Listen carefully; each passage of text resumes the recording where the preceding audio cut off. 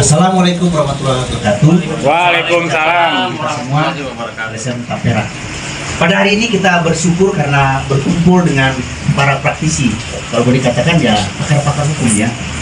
Pertama kita akan mengenal Ketua Umum LSM Tapera, Bapak Kepas Panagian Pangaribuan Sarjana Hukum. Ya kita tahu dan selamat Pak.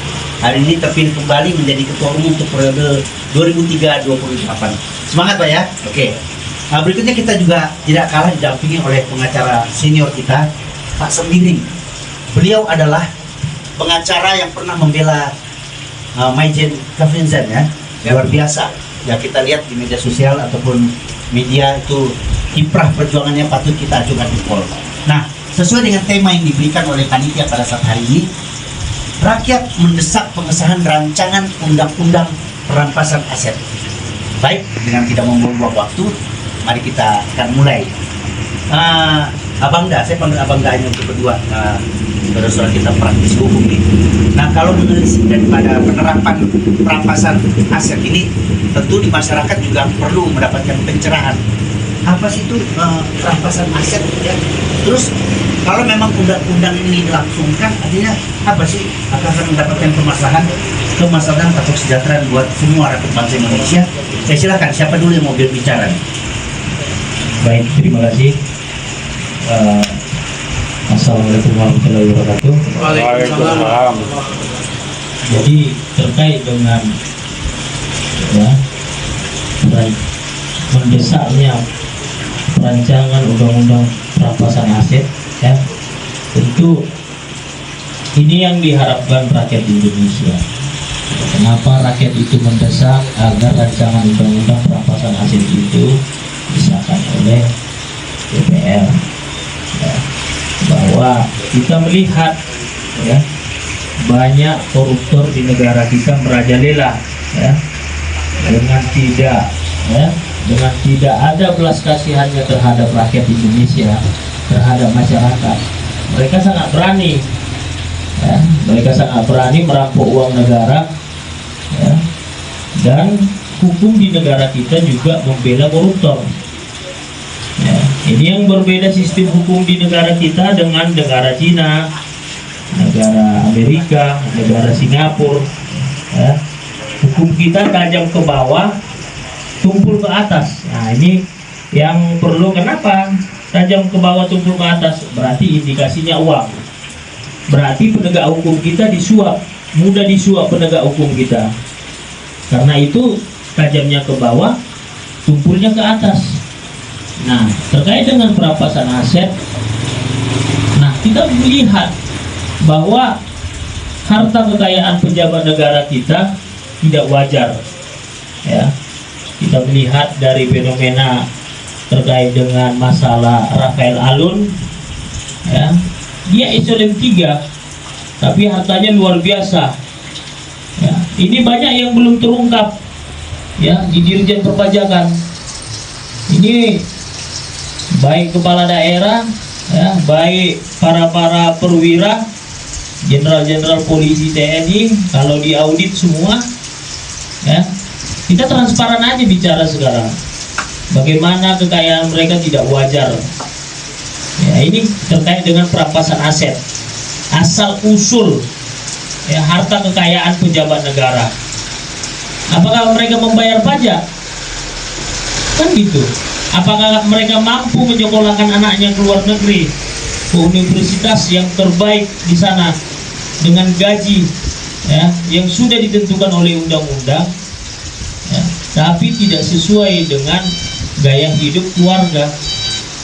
Nah, ini perampasan aset ini sangat kompleks permasalahannya. Karena itu rakyat mendesak ya, agar ya, semua pejabat di negara kita bisa mempertanggungjawabkan harta kekayaannya, asal usul kekayaan itu. Ini yang harus kita desak ya. Kita sebagai LSM Tapera mewakili seluruh ya, suara hati rakyat yang menjerit saat ini. Yang menjerit, bukan bahagia, bukan suara bahagia, suara yang menjerit. Ini yang patut dipertimbangkan oleh DPR. Karena kita melihat informasi ya bahwa Presiden sudah menyerahkan rancangan undang-undang perampasan aset. Presiden sudah oke, ya. Apakah DPR-nya berani? Ini DPR ini harus kita desak, ya. Karena DPR itu perwakilan rakyat, kita yang menggaji. Jadi ketika rakyat meminta kepada DPR, sahkan rancangan undang-undang perampasan aset, sahkan dong. Jangan sampai anggota DPR ya tidak mengindahkan apa yang dirasakan masyarakat saat ini gitu. Jadi kesenjangan sosial ini terkait dengan perampasan aset ini masuk juga kesenjangan sosial gitu, kesenjangan ekonomi ya, yang kaya makin kaya, yang miskin makin miskin. Nah, itulah yang perlu diketahui masyarakat agar perampasan aset ini cepat disahkan oleh DPR. Oke, baik, terima kasih. Berarti arahnya ke kesejahteraan rakyat itu sendiri ya, kalau memang rancangan undang-undang ini. Nah, kemudian beralih kepada Abang Dani, Bang Sembiring. Nah, kan kalau misalnya rancangan undang-undang ini disahkan, itu kan menjadi payung hukum ya, yang tegas. Nah, mungkin masalah-masalah besar seperti narkotika, ya, mafia-mafia itu, terus masalah tanah, ya, itu semua terkait di dalamnya. Nah, pandangan Abang bagaimana nih? Terima kasih, Pak. Ya, sinyal sudah selalu diberikan oleh Presiden kita ya. Juga dari Menko Polhukam juga sudah memberikan sinyal kepada DPR. Harusnya DPR itu cepat tanggap karena dia wakil kita. Seperti kata Ketua Umum kita, masyarakat yang memberikan nafkah mereka. Jadi kalau memang rakyat juga yang mengendaki, ya saya rasa rakyat tuh sangat mendaki ada perampasan aset, karena setiap pejabat tidak murni, tidak utuh memberikan informasi tentang kekayaan yang dimilikinya di awal. Ya, bisa aja dia bikin SHM tanahnya atas nama pembantunya, atas nama tukang rokok yang di depan rumahnya, ya, atas nama saudara dari istrinya, ya. Tetapi orang-orang seperti itu kan tahu saya cuma atas nama. Nah, ini yang banyak terjadi, ya. Bukan hanya di di pejabat-pejabat di kota-kota besar, di daerah-daerah pun sama. Sehingga perampasan aset ini, ya, sinyal-sinyal dibuat rancangan ini seharusnya cepat tanggap lah. Kasihan rakyat. Di Jakarta aja masih banyak pengemis-pengemis yang mulai bermunculan sore-sore hari. Ya, sore hari mereka pada di kayak Jakarta Pusat, Jakarta Selatan, ya, Jakarta Timur, itu di tempat-tempat pertokoan. Sore hari mereka bawa gerobak, duduk-duduk, nangis kita melihatnya. Masih banyak rakyat kita yang seperti itu. Makan hari ini, ya cukup untuk hari ini. Terus pejabat-pejabatnya dengan enaknya mempergunakan fasilitasnya, ya, bisa pulang pergi ke luar negeri, ya. Sementara rakyatnya setiap sore saya pandang tuh, saya kan pakai kendaraan ya, mau masuk tol, ya, saya lihat, ya kalau memang kita ada uang ini, kita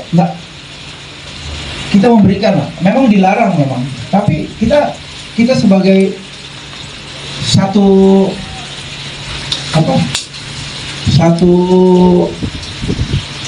sebagai anak bangsa ya, nggak tega ngeliat kayak gitu.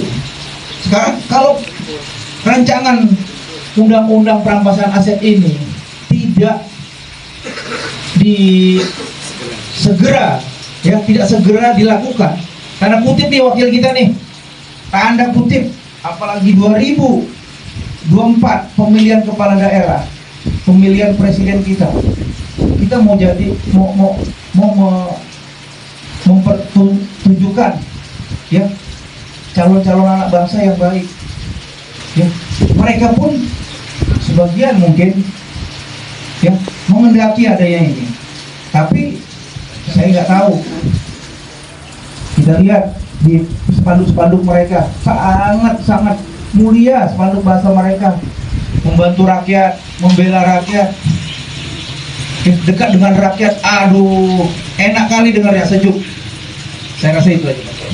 Sebenarnya sederhana aja ya, ketika pejabat-pejabat dalam hal ini ya mau segera, khususnya DPR ya, itu mudah sekali artinya menarik perhatian rakyat ya, apalagi mereka memperjuangkan aset-asetnya itu juga sewenang-wenang mereka ambil dari rakyat itu sendiri. Nah, kita mau dengar nih teman-teman, mungkin ada masukan atau pertanyaan ya. Nah, jangan sungkan-sungkan, silahkan ajukan saja kepada dua narasumber kita pada sore malam hari ini. Silakan, siapa dulu boleh dan kepada siapa gitu, silakan. Nah, ya. Siap. Saya Ahmad Sudita dari DPD Kabupaten Tangerang, izin Ketua Umum Negara pada pembicara. Saya cuma menanyakan cuma satu, apa dampak rancangan undang-undang perampasan, apa dampak apabila rancangan undang-undang perampasan aset tidak disahkan oleh DPR? Oke, Serem juga pertanyaannya. Sampai dikatakan tidak, waduh, kalau sampai tidak bahaya. Bagaimana, betul? Ya baik, saya akan jawab pertanyaan Bapak Ahmad Sudita. Ya, apa dampak apabila rancangan undang-undang perampasan aset tidak disahkan oleh DPR? Nah, saya bisa menjawab secara logika ya, secara logika bahwa apabila rancangan undang-undang perampasan aset ini tidak disahkan oleh DPR, maka akan terjadi penderitaan rakyat yang semakin parah ya. Yang pertama, kesenjangan ekonomi ya. Ini yang membuat rakyat semakin menderita. Dampaknya sangat luas ya, yang dimana ya ketika dia menjadi pejabat ya, tidak bisa dia audit kekayaannya ya, bisa dia memanipulasi, yang dimana kita lihat bahwa pejabat-pejabat sekarang ya, pandai menyimpan hartanya ya, yang tidak sesuai dengan ketentuan undang-undang ya, apa yang didapatkan dari pemerintah. Nah, artinya dampak ini sangat luas, berarti dampaknya sangat luas. Ayolah DPR, mau sampai kapan lagi? Apakah Anda tidak melihat penderitaan rakyat? Ya, ini yang dampak yang sangat luas, kemiskinan dan kebodohan. Karena apabila ya, perampasan aset ini tidak disahkan, mereka akan merampok uang negara. Ya, dari apa? Yang tadi saya katakan, anggaran pendidikan, kesehatan. Nah, ini yang dirampok mereka, uang rakyat ini. Kita dipungut pajak, tiba-tiba mereka merampok. Nah, itulah dampaknya ketika rancangan undang-undang perampasan aset tidak disahkan oleh DPR. Maka kemiskinan dan kebodohan akan tetap berlanjut. Jadi rakyat Indonesia tidak akan pernah merasakan kesejahteraan, kemakmuran. Apalagi kita cerita sila kelima, keadilan sosial bagi seluruh rakyat Indonesia. Bagaimana kita bicara tentang keadilan sosial bagi seluruh rakyat Indonesia? Perampasan aset tidak disahkan oleh DPR. Nah, ini kan menjadi suatu momok yang menakutkan untuk rakyat Indonesia. Tapi bagi koruptor, wah ini sangat berpeluang besar bagi mereka, sangat menyenangkan ketika perampasan aset ini tidak disahkan. Nah, ini pejabat-pejabat di negara kita, stakeholder petinggi negara, ya, banyak oknum ya, pejabat negara mengharapkan ini tidak disahkan agar kekayaan mereka tidak diaudit gitu. Nah, ini yang perlu saya sampaikan juga itu. Terima kasih. Oke, jadi Bang Sudita berdoa ya segera, pokoknya kita harus dorong terus supaya segera. Oke, baik, terima kasih Bang Sudita atas pertanyaan yang cukup baiknya. Mungkin berikut penanya berikutnya, silakan. Oke, silakan. Terima kasih waktunya diberikan kepada saya. Nama saya Herwarta dari DPD LSM Tampera. Pertanyaan saya begini, Pak.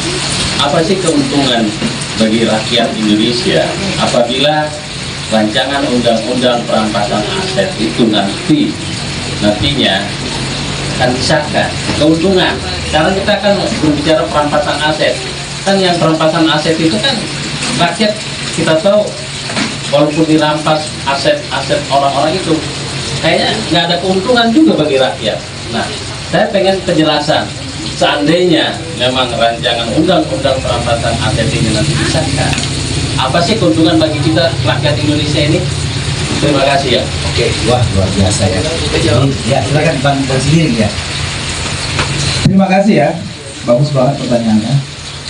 Tentunya keuntungan untuk rakyat ya, untuk 10 tahun, 20 tahun ke depan, kalau ini dilakukan ya, dari sisi sebagai anak regenerasi ya, mungkin mereka akan mendapatkan pendidikan yang layak. Kita tahu ya, dengan adanya aset-aset yang disita atau aset-aset yang bukan berbentuk uang aja, berbentuk fisik ya, tentunya bisa juga dijual ya, dijual untuk kemakmuran rakyat kita ya. Dari sisi pendidikan itu akan naik ya. Nah, kedua, dengan adanya rancangan atau perampasan aset ini ya, membuat terkontrol nih orang-orang, tentunya akan antisipasi yang tadinya dugaan saya mereka melakukan kejahatan dengan cara bersama-sama ya kan, dengan cara bersama-sama melakukan perbuatan melawan hukum. Mereka berpikir 2 kali, bahkan 3 kali ya, karena mereka akan dipantau aset-aset mana yang mereka miliki. Seperti saya tadi katakan, saya pejabat, bukan saya pejabat, saya nggak mungkin bikin harta saya, sertifikat hak milik saya atas nama saya semua. Logika dong, kalau saya bikin atas nama saya semua, saya cepat PPATK kasih mantau saya gitu. Nah, yang lainnya pun yang diajak kerjasama pasti juga akan ketahuan, karena ini perampasan ini tidak melalui persidangan, dugaannya tidak melalui persidangan, langsung begitu dia dapat ketahuan korupsi atau apa, langsung dikuasai aset-asetnya, dipantau semua. Seperti itu. Oke, baik. Jadi intinya ya pada muaranya ke kesejahteraan rakyat ya. Udah pasti. Baik. Nah berikutnya, mungkin penanya berikutnya. Oke, Abang Dah, perkenalkan namanya. Nama saya Edi Yulianto dari DPP Canberra. Pertanyaannya begini, apakah ada hubungannya perampasan aset dengan peristiwa Rembang yang di Batam? Mohon dijelaskan. Terima kasih. Siapa yang bicara? Yang menjawab siapa? Ya, oke, silakan. Baik, terima kasih akan saya jawab pertanyaan Bapak. Terkait dengan hubungan masalah hukum di Rembang dengan perampasan aset ya, ini sangat mengena, sangat ketemu apa dampaknya ya. Yang saya katakan tadi bahwa ya, ini MOU-nya ini saya dengar tahun 2002 ya, 2001. Nah, ketika pemerintah pusat bekerja sama dengan investor ya, pada waktu itu indikasi dugaan bahwa dia menerima sejumlah uang dari Muaranya ke kesejahteraan rakyat ya. Udah pasti. Baik. Nah berikutnya, mungkin penanya berikutnya. Oke, Abang Dah, perkenalkan namanya.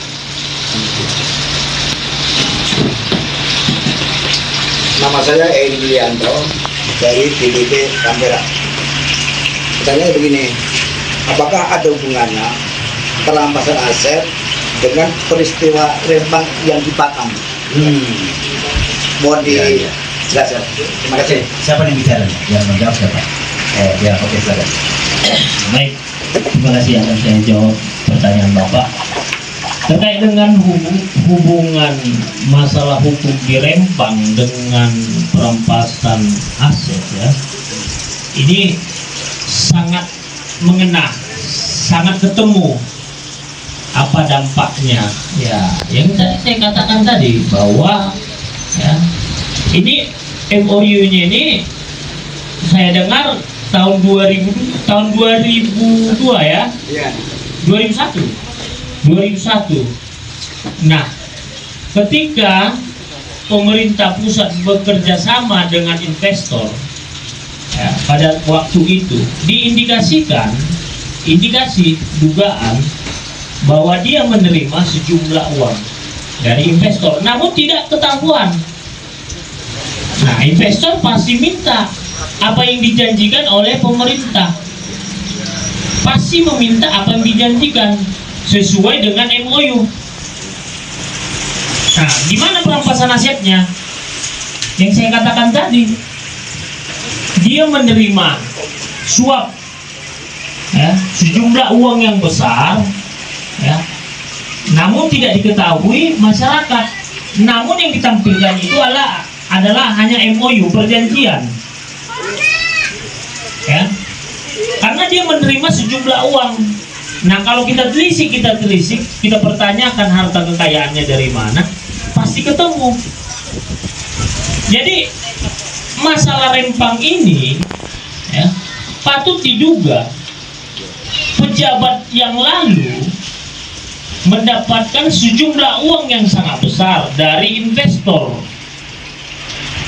Ini kaitannya ada perampasan aset. Seharusnya dia tidak bisa mendapatkan sejumlah uang ya, dari investor untuk ya, memberikan izin kepada investor di tanah Rempang. Ya, terkait dengan juga Freeport. Ya, kita bicara Freeport setelah lengsernya Soekarno. Ya, Orde Baru kemungkinan besar mendapatkan sejumlah uang dari Amerika. Ya, ini tidak terlepas dengan perampasan aset. Hal itu tidak diatur di undang-undang tentang ya, mendapatkan gaji, tunjangan hidup dan kesejahteraan ya, para pejabat, para PNS. Nah, ini yang harus dipahami. Ya, ini kaitannya banyak. Makanya selalu dampaknya kepada rakyat Indonesia gitu. Siapa ya sih yang nggak dapat contoh masalah impor? Kenapa selalu kita impor beras? Kita negara agraris, impor garam. Ya? Ada apa? Berarti ada ya, sejumlah uang besar di balik itu, di balik perjanjian itu. Kenapa petani kita melarat? Ya? Jauh dari hidup sejahtera. Kenapa? Karena di pusatnya bermain. Nah, ini kembali kepada perampasan aset. Nah, diduga juga dia mendapatkan sejumlah uang untuk mengadakan impor. Nah, ini yang harus dipahami bahwa yang di Rempang itu juga bukan semata-mata saat ini MOU, dampaknya sekarang. Ya, kita lihat aja Rempang 2001 ya. 2001. Nah, dampaknya sekarang setelah 22 tahun. Nah, ini yang harus dipahami. Makanya kita rakyat Indonesia mendesak kepada DPR untuk mengesahkan rancangan undang-undang perampasan aset. Kepada DPR kami sampaikan ya, segeralah sahkan undang-undang perampasan aset agar harta kekayaan pejabat negara bisa dipertanggungjawabkan dari mana asal usulnya. Kan gitu. Ini mengenai harta kekayaan, wajar atau tidak wajar. Nah, ini yang harus dipahami. Artinya kita ya, sebagai rakyat Indonesia tegas meminta kepada DPR ya, untuk mengesahkan rancangan undang-undang perampasan aset agar rakyat Indonesia merasakan keadilan sosial bagi seluruh rakyat Indonesia. Bagaimana bicara tentang keadilan sosial sementara mereka menerima uang, mempermainkan hukum ya, mengkhianati masyarakat gitu. Oke, baik. Kita sepertinya kurang waktu ya, ingin berlama-lama ya, karena memang permasalahan ini kan mendasar kepada rakyat. Ya baik, jadi hari ini mungkin kita akan lanjut pada sesi berikutnya dengan topik-topik yang menarik. Terima kasih Abang Da. Tapi sebelum tutup atau closing, kami minta Abang berdua untuk memberikan statement closing statement terhadap hal ini ya, dan harapannya. Oke, silakan. Baik, statement closing saya hanya singkat.